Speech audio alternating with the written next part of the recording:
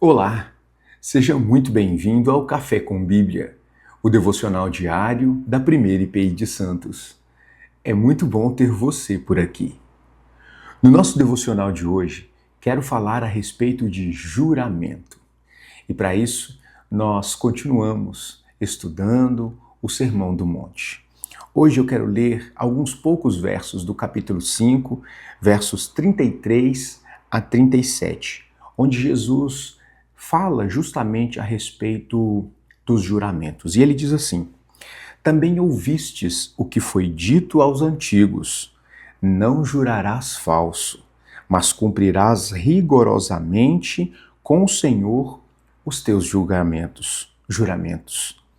Eu, porém, vos digo: de modo nenhum jureis, nem pelo céu, nem pelo trono de Deus, nem pela terra, por estrado dos seus pés, nem por Jerusalém, nem por cidade grande do rei, nem jures por tua cabeça, porque não podes tornar um cabelo branco ou preto.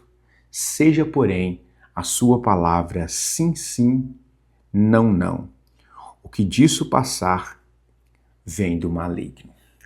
São palavras fortes de Jesus a respeito daquilo que nós efetivamente falamos e nos comprometemos.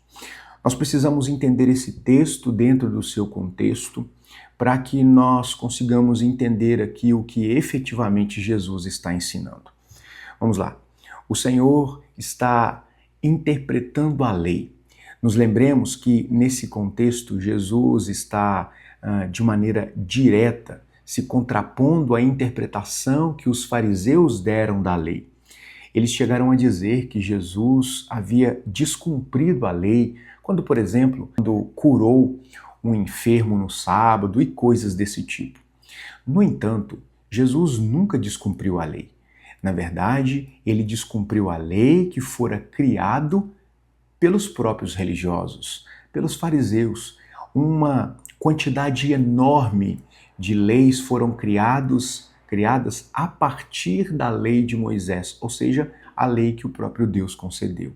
Então, Jesus está interpretando a lei, mostrando qual é o verdadeiro sentido daquilo que foi revelado por Deus. Ele já falou a respeito da ira, a respeito do adultério, do divórcio, e agora Jesus vai falar a respeito dos juramentos.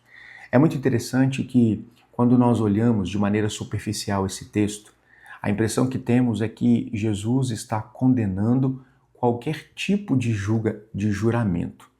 Mas aqui Jesus não está falando de juramentos em tribunais, por exemplo. Até porque ele mesmo falou sobre o juramento diante de Caifás. O que Jesus está efetivamente combatendo aqui é a palavra falsa. É quando se usa juramentos por coisas banais para ocultar a verdade. Jesus vai usar aqui o mandamento mosaico a respeito da lei para tratar de falso testemunho, ou seja, não jure por aquilo que não é verdadeiro. Então, isso estava estabelecido na lei.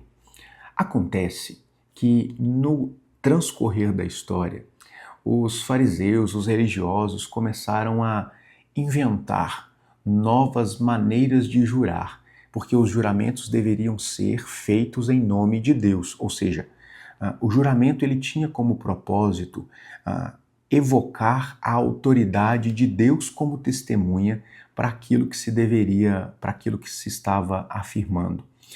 Mas eles começaram a criar juramentos menores. Jura-se pelo templo, pela cidade, jura-se por uma enormidade de coisas, justamente para não chamar Deus para fazer parte daquilo que está sendo dito.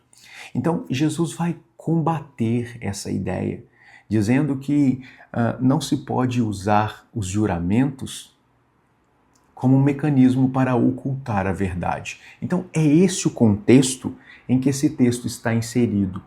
Os fariseus, os religiosos, haviam deturpado o sentido primeiro do juramento, que era a vindicação de autoridade. Isto está sendo dito sob juramento diante de Deus. Ou seja, isso deveria bastar para comprovar a veracidade daquilo que se estava sendo dito. No entanto, isso foi perdendo o seu poder ao longo da história, a ponto dos juramentos serem vazios de verdade e muitas vezes usados para encobrir a própria verdade. E Jesus então conclui essa passagem dizendo: seja a sua palavra sim, sim ou não, não. O que passar disso vem do maligno. Esse texto nos ensina muito a respeito da responsabilidade daquilo que nós falamos. Portanto, como cristãos, nós devemos prezar pela verdade, custe o que custar. Nós devemos sempre, em cada um dos nossos relacionamentos, sermos sinceros naquilo que nós falarmos. Porque a palavra de um cristão deve ser sim ou não, ou seja, objetiva, a expressão da verdade.